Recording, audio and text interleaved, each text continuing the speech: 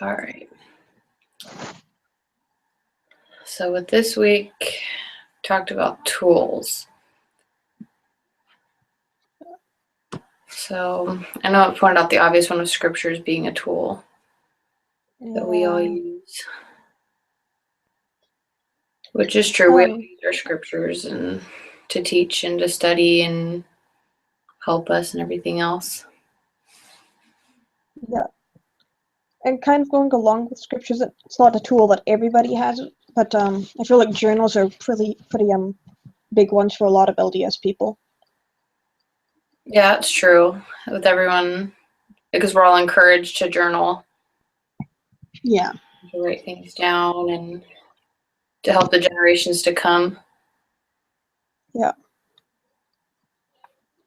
I was thinking I know that we've been encouraged for like going to the temple, doing temple work and things like that, like with family search and those other things with those tools to help aid us in doing all of those things. Yeah. I guess going along with the temple as well, the temple recommend and garments and stuff like that, I suppose you could call tools of the culture. Mm-hmm. And Yeah, because not everyone has it. And what else? Yeah, CTR rings is just like it's a symbol, and yeah, different tool that we have to remind us to choose the right every day. I mean, other people with I know the Catholic Church, they've got the rosary, or they wear a cross necklace to help remind them of things. And so, I mean, I know I see the similarities with CTR. Yeah. Yeah. So the foraging I thought was interesting with word activities and getting everyone together and all sharing food and ideas. Yeah. Quite often. Yeah. Yeah, my word, we generally have a potluck once a month, so that's definitely something that's culturally relevant where I'm from. Yeah, I know I've noticed any and every church activity there is always food. Yes. I mean, yeah, I think other religions may do that, but for the amount of gatherings we have, I feel the incentive is always food. Yeah. If you know there's food, you're more likely to come. If they're not going to feed you, you have to think a little more. Mm-hmm.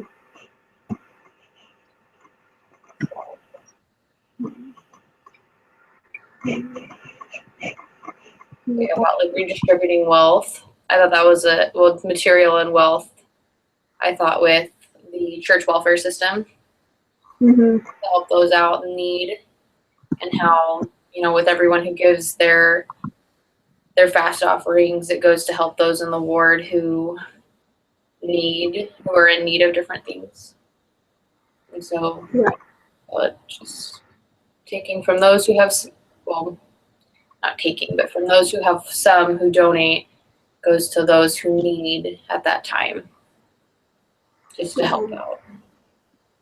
One of the ones I love is to have kind of yard sales to raise money for the scouts to go camping and stuff like that. We got this stuff. People from all over the world and just donate stuff and we sell it. Money for them. See, I know in my state, the youth activities we did at least I think 2 or 3 times a year. We would collect food for a homeless shelter. So I kind of said the similarities with that and foraging, how we'd all go out and knock on doors, ask for donations, and collect it and give it to and redistribute it to those who are in need. Stuff like that too.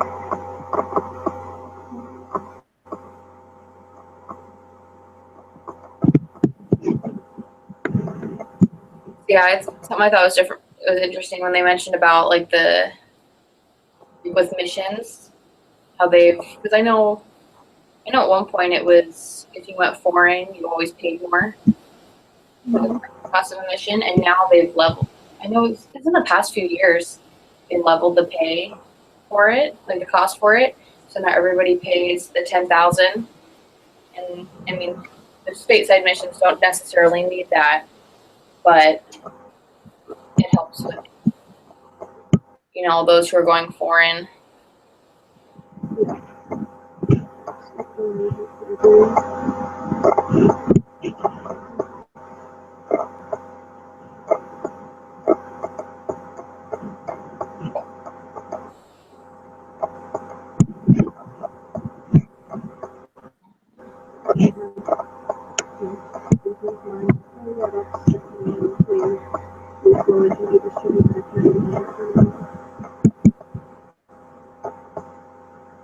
Can you repeat that again? I couldn't exactly hear it. Just saying that when I read this earlier this week, I, had an idea about one of the ways that we forage and redistribute wealth and stuff, but I can't remember what it is any longer. Oh. Yeah. I know. I want to say it was. Trying to remember if they did. I don't think they did it in Idaho. I think they did it here. But we had, because missionaries, it was hard to get bikes.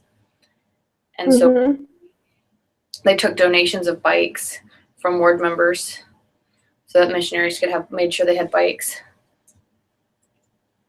Because we had quite a few that were on bike at the time. That's the good one. Because I imagine the bikes probably just got passed down to new missionaries when they came, right? Yeah, and then there were some that they even had to, like their parents had to provide a bike for them. Oh. Yeah. So I'm like, that, I mean, if you're coming from way out of state, like across the US, how do you expect them to get that here? Yeah.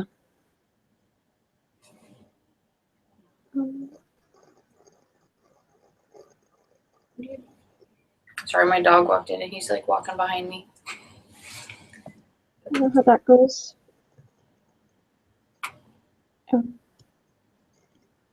But that's another thing that we do up here is the temple that's closest to us is like 4 hours away. mm-hmm. So occasionally our ward and another branch near us will rent a bus, and everyone will chip in to help pay for this bus and the gas. We can all go down for a day and then come back. Yeah, it's a good one. I know even here with the temple being an hour and a half away, they still have to make special arrangements, and they try to make it so we can get as many people in a car as possible to go. Mm-hmm. Or even those who they save everything they have, or I know there's been wards too that have donated money to different countries so that some people they can go through the temple for the first time. Because I know it's for them it costs so much. For some people in different countries it costs like pretty much everything they have to make one trip to the temple because it's like a couple days journey. And so I've seen people I've seen or heard of wards raising money and sending it off to those areas so that people can go to the temple at least once and be able to take out their endowments and stuff. And that's a really cool idea. Really cool thing to do as well. So I see that's like a way of like the foraging and redistributing the wealth. I like that one because it's a lot of the things I think about, the redistribution. It's kind of like things you do locally, but that's, one that the culture reaches way out to people who are several countries. Yeah.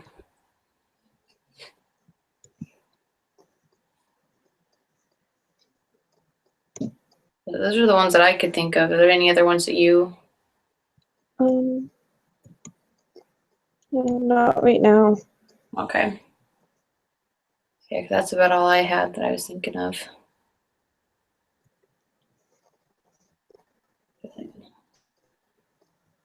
So is that if that's all we have for this week, I guess we can be done and meet for next week. Yep, sounds good. All right, I'll text you and let you know about next week because I go in. Okay. See, I go in for my doctor's appointment tomorrow.